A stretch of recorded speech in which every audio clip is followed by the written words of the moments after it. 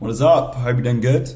In this video, I want to run through how exactly I scaled from a complete beginner into a 10K a month agency owner within, I think, the first 5 months of starting. It was around 5 to 6 months. And I want to run you through exactly how I did that, literally from knowing absolutely nothing about SMMA, about the internet marketing space, about signing clients, about sales, about anything like that, into someone that could consistently generate 5 figures every single month in revenue for the agency. So I'm going to jump into Miro and walk you through exactly how I did it. What's up? So instead of Miro, we're going to hop into some Google Slides, and I literally just wanted to say exactly what it says here, how I got to my first agency to 10K a month in about 5 months. And it was really a lot simpler than a lot of people make it out to be. Obviously it's not easy, but it is extremely simple. There's only a few things that you need to do to get to that point, especially in my experience. You don't need to reinvent the wheel. You don't need to do anything crazy. You just need to pick an area where there is already money, there's proof of concept, where people are already doing what you want to do. And you need to just go out there and get an extremely small percentage of your target market in order to make 10K a month. So I'm going to jump into how I did it, and the slides are going to be extremely simple on this, but I just want to keep it as simple as possible because it really was simple, but not easy.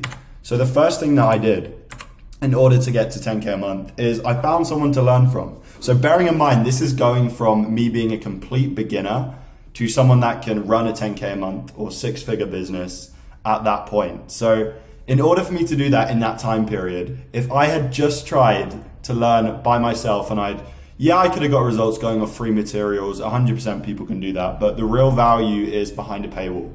You're always gonna have to find someone that has actually done that thing that you want to do. And if they truly know what they're doing, they're actually gonna charge money for that. They're probably not gonna give it out for free. So that's what I did. I went away and I looked around. I wanted to buy a course. I wanted to actually make sure that I was learning from the best people, and that's what I did. I bought a program that taught me all the foundations in terms of how to book appointments, how to sell to people, how to pick a niche, how to build out an offer. Most importantly, appointment setting. That's what it was the best for, really just getting people on the phone. And since that point, I've developed those skills. And since then, I've never, ever struggled to get people on the phone or close clients either. So it's just become extremely simple. It just speeds up that time frame massively. And I don't even know where I'd be if I hadn't taken the leap, because that's what it was at the time. Didn't even have really the money to invest in the program, but that's what I did anyway. And I don't know where I'd be if I didn't make that jump to learn those skills.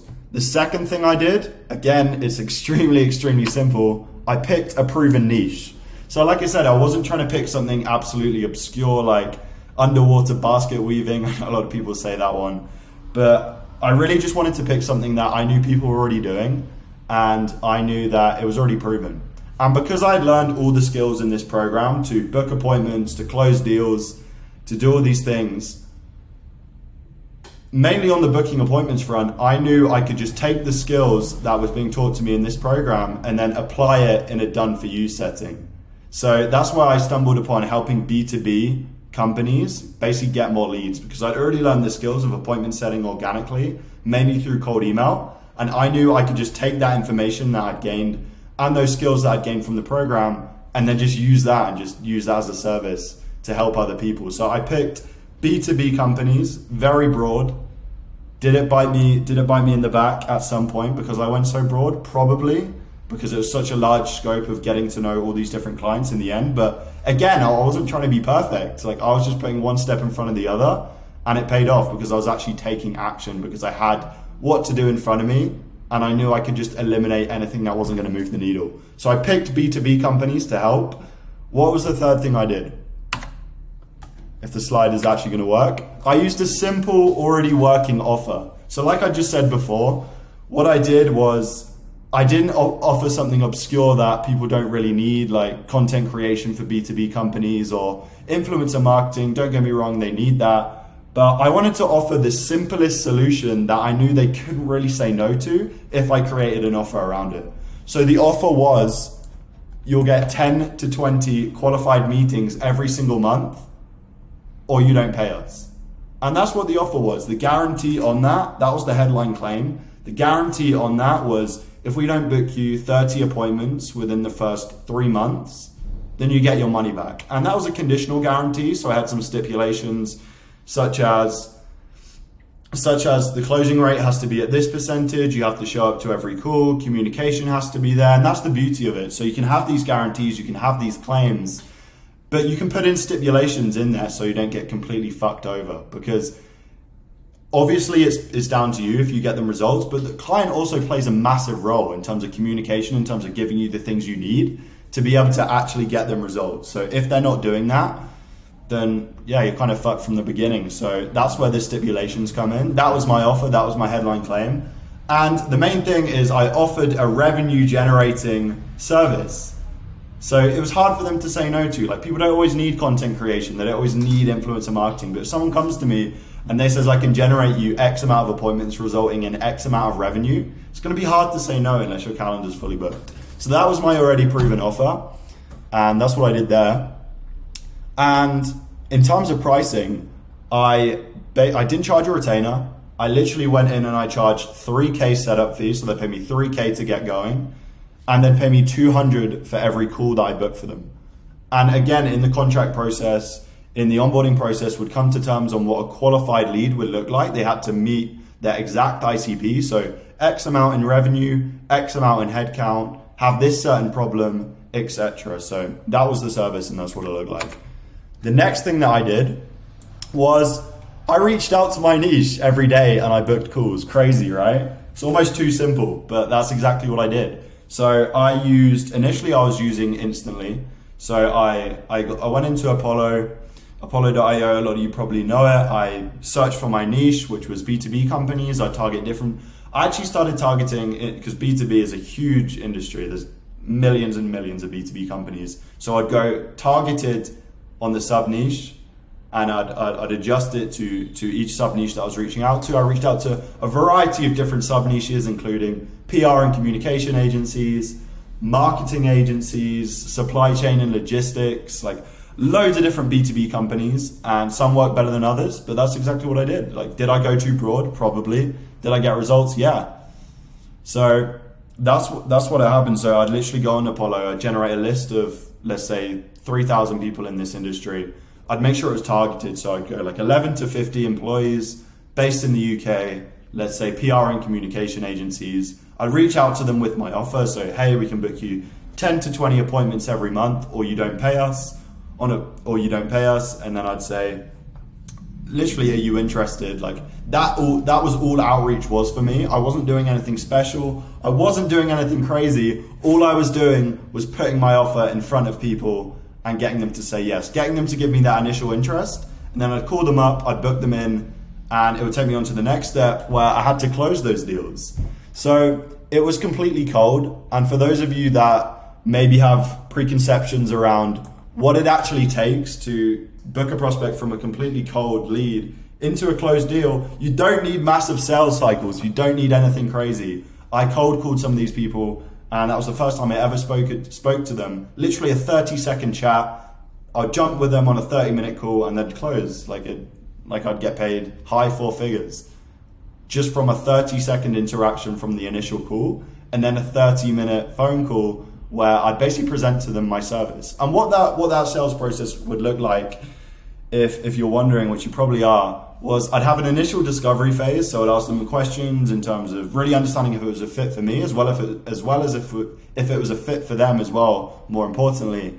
Ask them questions about what their target market was, how much they charged, what their biggest problems were, what their goals were, really just understanding where they were right now and where they wanted to be.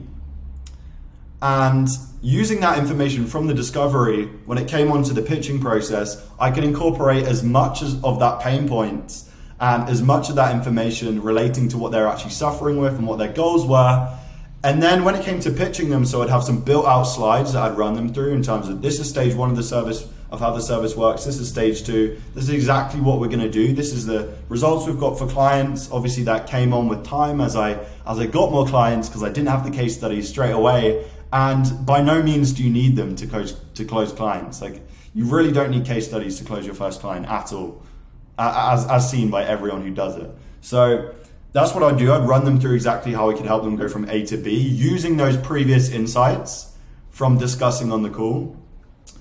in the discovery phase, and then I'd link those pain points as I was pitching them through some very, very simple slides. And then I'd state the price.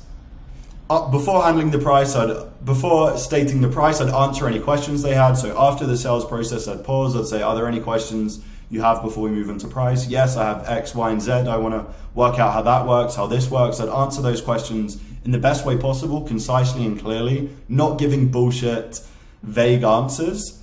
I'd state the price, I'd handle the objections, and I'd close around 15% of the time. So like I said, the pricing structure was around 3K setup and around 200 per call.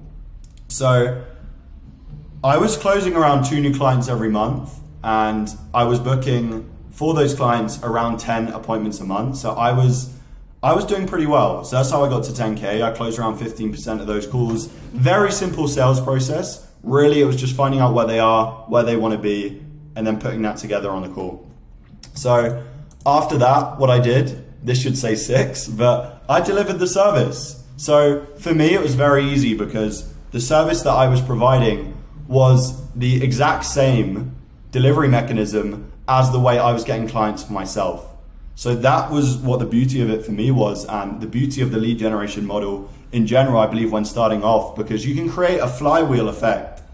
So to get clients for yourself, but all the time you're learning outreach, and all the time you're getting better at booking meetings for yourself, at the same time, you're getting better at delivering results for your clients, because outreach and getting meetings for yourself is basically the same as getting meetings for your clients. Like, yeah, they're probably in different industries. They're definitely in different industries. They have different offers, but outreach is the same. It really just comes down to, do you have an offer which can solve a pain point that your target market is dealing with? Can you test? Do you have the discipline to split test properly? Do you have the discipline to launch different campaigns, to do outreach consistently, to use the right tools, to use new age technology to make it easier for yourself?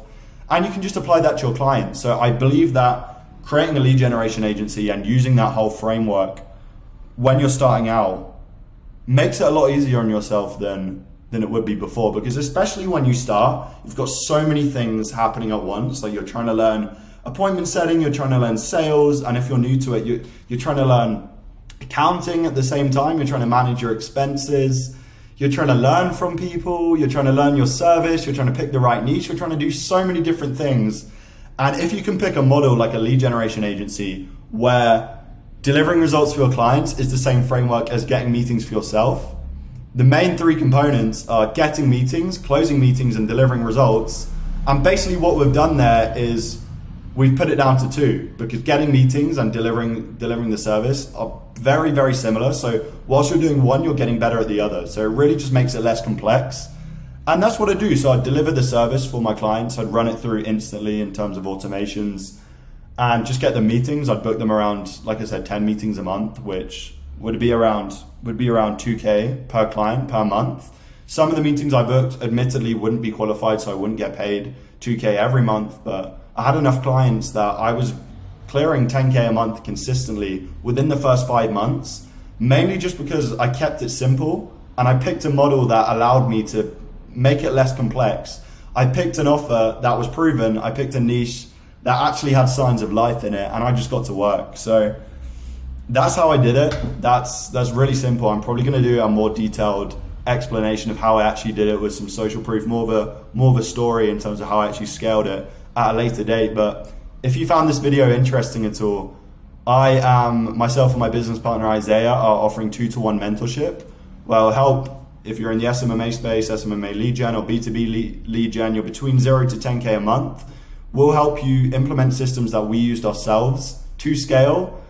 Weekly calls, 24/7 access to us via WhatsApp all the time. So you speak to us consistently on a weekly basis, answer any questions you have, and we'll give you all the information and all the skills, all of the templates, all the resources that we used to both build individual 6-figure lead generation agencies in this space. So yeah, I'll leave a link to that in the description. You can message us through Instagram or Facebook, whatever, it's fine. But yeah, that's everything for this video. I hope you enjoyed, and have a good rest of your day.